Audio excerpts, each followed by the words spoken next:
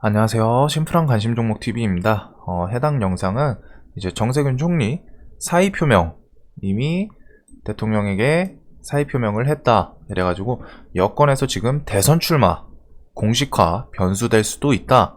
라는 뉴스가 좀 나오고 있어요. 그래서 이거에 대해서 정 총리가 이제 오늘 질문 이런 거를 좀 1일 오늘이죠. 내년 대선 출마 여부를 비롯한 총리직 사의 표명 여부와 관련해서 때가 되면 말씀드릴 기회가 있을 수 있겠지만 아직은 준비가 돼 있지 않다. 그래가지고 애매모호하겠죠. 아예 대선 출마 생각 안 하고 있다. 이게 아니라 좀 여지를 두면서 때가 되면 말씀드릴 기회가 있을 수 있다. 아직은 대신 준비는 안 됐다. 그래가지고 요런 좀 대선 관련해서 좀 가능성이 좀 나오는 이런 뉴스이지 않나.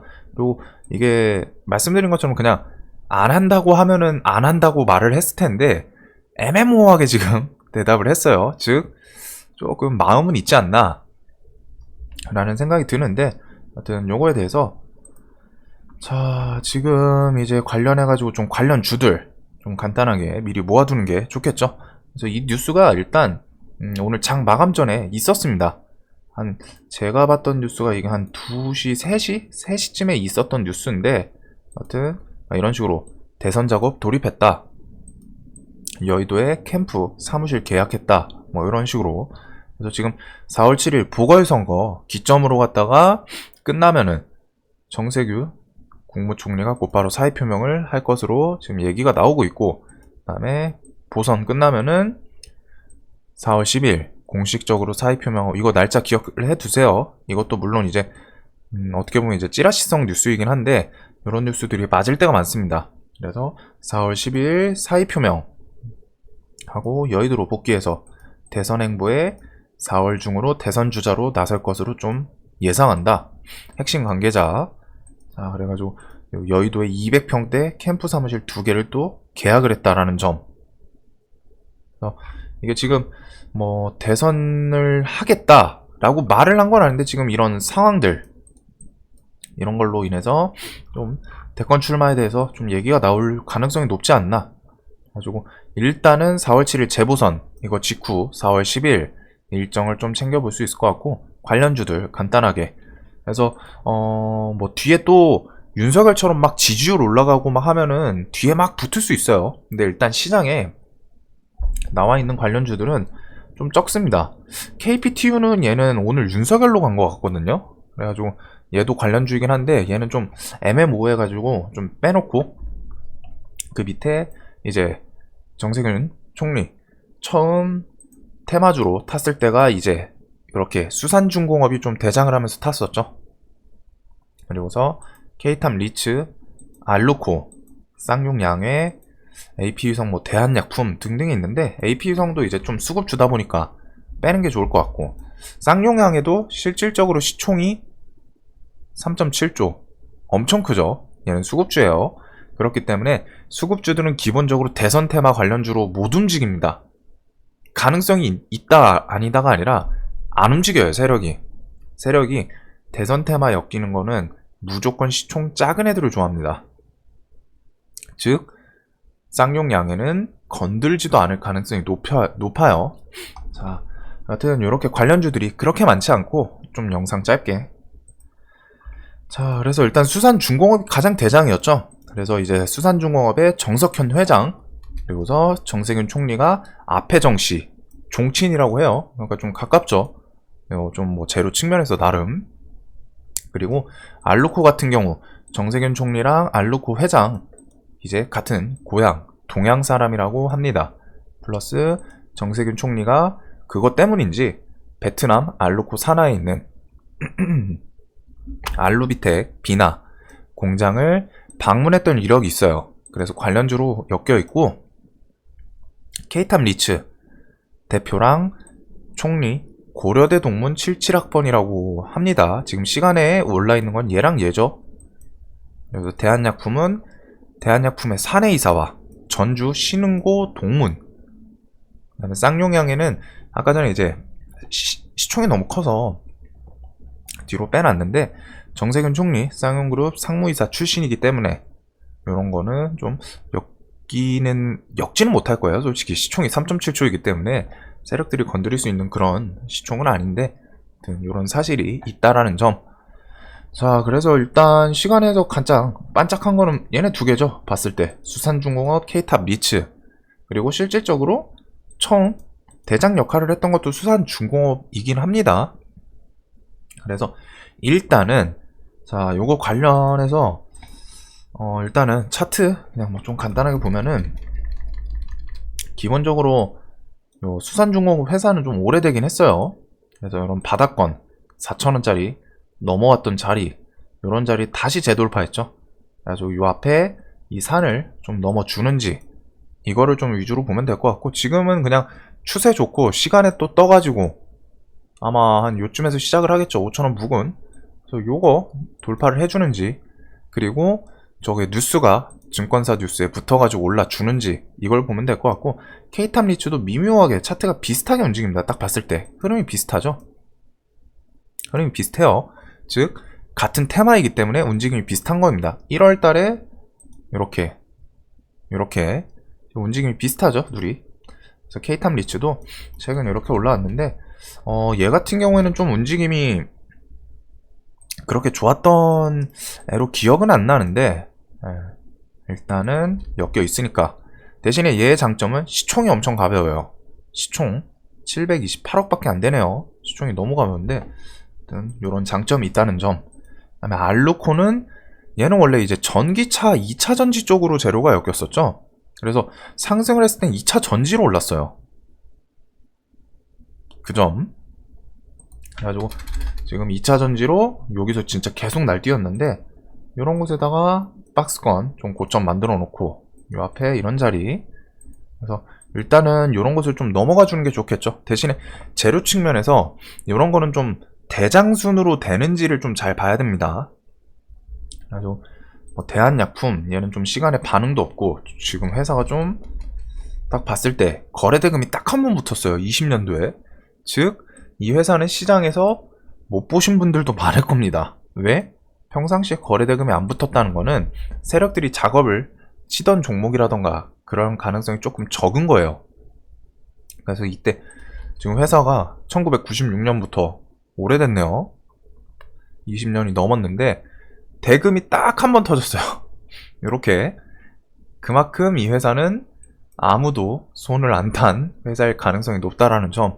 그래서 뭐 차트 이런 게 좀 돌파해주면 좋은 자리긴 한데, 기본적으로 좀 대금이 안 터졌던 회사들은 일단은 조금은 더 튀어주는지, 이걸 봐야 돼요. 그러면서 얘의 장점은 좀 외국인이 계속 샀던 그런 모습은 보이네요. 외국인이 조금씩 한 3억이든 5억이든 막 계속. 자, 그래서 이렇게 좀 간단하게 봤고, 이거 재료 측면에서 좀 지켜봐야 되는 포인트가, 당연히 자, 대선 테마의 중심이 뭘까요? 핵심 지지율입니다. 대선 테마는 다른 거 필요 없어요. 지지율 높은 사람이면은 정치 안 하는 사람인 윤석열 총장 시절조차, 지금은 이제 사퇴를 했으니까, 근데 윤석열이 사퇴를 안 한 총장 시절에도 지지율이 막 미친 듯이 뉴스에서 나오니까 관련주들이 막 올랐었죠. 그런 식으로 대선 테마에서는 실질적으로 대선 출마는 우선적인 문제여야 되지만 둘째로 지부돼요. 제일 중요한 건 지지율입니다. 지지율. 그래서 지금 지지율 이렇게 하면은 어떻게 나오냐면은 보통 윤석열, 이재명, 이낙연 요 순이죠. 근데 요런 걸 좀 잡아먹고 올라오는지, 즉 지지율에 얼굴을 들이미는지, 이게 중요해요. 이거. 그래서 지지율, 이게 좀 정세균 총리 이름이 올라오는지, 저런 지지율 뉴스로, 이게 가장 중요하고, 자, 두 번째는 지금 뉴스 측면에서 이게 실질적으로 아직 하겠다 안 하겠다 얘기를 한 건 아니에요. 지금 딱 그냥 뉘앙스, 분위기상 할 가능성이 높은 거죠. 대선 출마 질문에 대해서 안 할 거면은 저는 대선 생각 없습니다 라고 할 텐데, 질문 즉답 피하고 그리고 이미 사입 표명했다. 그리고 대선 작업 돌입했다. 여의도에 캠프 사무실 계약을 했다. 라는 찌라시성 뉴스. 요런 거 관련해서 애초에 깔끔하게 그냥 안 하겠다라고 말을 했으면은 사실 저희가 이 테마를 볼 필요가 없는데, 일단 지켜봐야 되는 이유가 그거예요. 애매모호하게 할 수 있는 가능성에 대해서 조금 얘기가 나오는 거. 그래서 때가 되면은 말을 할 거지만 지금은 타이밍은 좀 아닌 것 같다. 이런 거.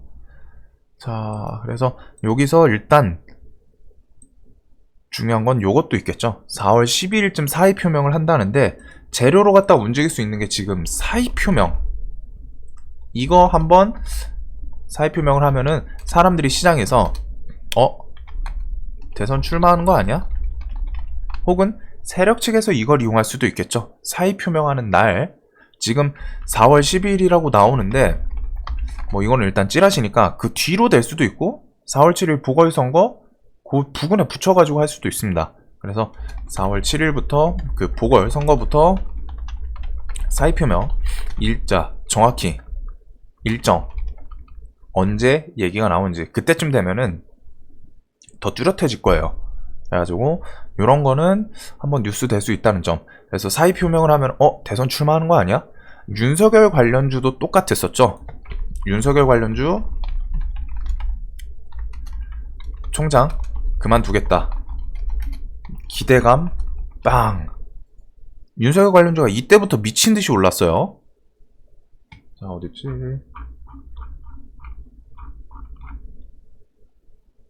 요런거 지금 윤석열이 제 기억으로는 이때쯤이죠? 3월 4일 여긴 것 같은데 3월 4일인 것 같아요. 딱 봐도 차트가. 왜냐면은 내가 사의 표명하고 개파락했다 그 다음부터 또 다시 오르고 이렇게 올랐기 때문에 요때부터 지금 사의 표명한 지 한 달 안 됐는데, 한 달 안 돼서 지지율이 워낙 높았다 보니까, 지지율이 높은 사람이 갑자기 총장을 그만둔다니까 그러면 이제 대선 정치 하는데 문제 없겠네, 신분상. 그런 이슈로 쭉 올랐었는데, 그런 식으로 지지율에서 분명히 차이가 있기 때문에 저런 식으로는 못 가긴 할 거예요. 근데 내용은 비슷하겠죠. 사의 표명을 한다는 거는 이제 정치 쪽으로 그냥 다시 넘어갈 수 있다는 점. 그러면은 대선 출마에 대해서 또 할 수 있는 거 아니냐, 시도하는 거 아니냐라는 기대감. 그래서 윤석열 관련주가 그렇게 움직였었는데, 요거 사의 표명 그리고서 일정, 그 다음 봐야 될 거는 사의 표명 다음엔 당연히 실질적으로 대선 출마에 대해 선언하는지, 이걸 봐야겠죠. 그래서 이 재료에서는 좀 봐야 되는 게 3개예요. 제일 가장 큰 핵심은 지지율입니다. 다른 거 다 필요 없어요, 사실. 지지율이 가장 높게 나오는지. 가장 높게는 일단은 못 나올 거예요. 못 나오는데 지지율이 가장 높게 나올 필요는 없지만 최소한 아까 설명드린 것처럼 윤석열, 이재명, 이낙연 구도 안에 껴서 들어오는지. 요 뒤에서 막 이런 느낌이면은 사실 힘들어요. 물론 대선 테마 제대로 돌 때는 이렇게 뒤에 밀려있는 사람들도 하루 이틀 조금 보내주는 시세는 주거든요. 근데 기본적으로 대선 테마의 핵심은 지지율 따라서 상승률이 완전 달라집니다. 지금 윤석열 관련주들 보시면 알죠? 기본적으로 막 2배 막 이렇게 오는 종목들이 세고 세였고, 종목이 일단 30까지가 따라붙었어요. 왜? 지지율이 뉴스에서 막 30%다 40%다 뭐 아무 누구랑도 비교할 수 없는 지지율이 계속 뉴스로 되니까, 그래서 나온 건데, 하여튼 봐야 되는 포인트 요거 3개라는 점. 지지율 높게 나오는지, 사의 표명 실질적으로 하는지 그거랑, 그리고 일정, 그리고 사의 표명 후에 실질적으로 대선 출마에 대해 선언을 하는지, 이렇게 좀 보면 되지 않을까. 그래서 관련주는 좀 적은데 기본적으로 그냥 지금 그냥 시장에 존재하는 거는 간단해요. 시간의 상한가 종목 순으로 보면 됩니다. 혹은 내일 아침에 갭 많이 뜨는 애. KPTU는 일단은 오늘 윤석열로 오른 거기 때문에 좀 빼긴 했어요. 그래서 수산중공업, K탑 리츠 이렇게 순으로 좀 보면 되지 않을까. 알루코 알루코는 또 2차 전지로 올랐던 애고, 그래서 실질적으로 현실적으로 아직 지금 시장에서 움직인 거는 요거 두 개입니다. 요거 두 개. 그래가지고 요거 두 개 종목 보시면서 이런 거 지지율이 빵빵빵 튄다.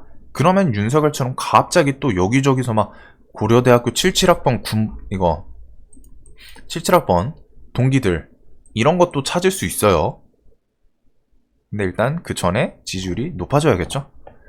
자, 여하튼 영상 좀 간단하게 짧게 했고 도움이 되셨으면 좋겠습니다. 영상 봐주셔서 감사합니다.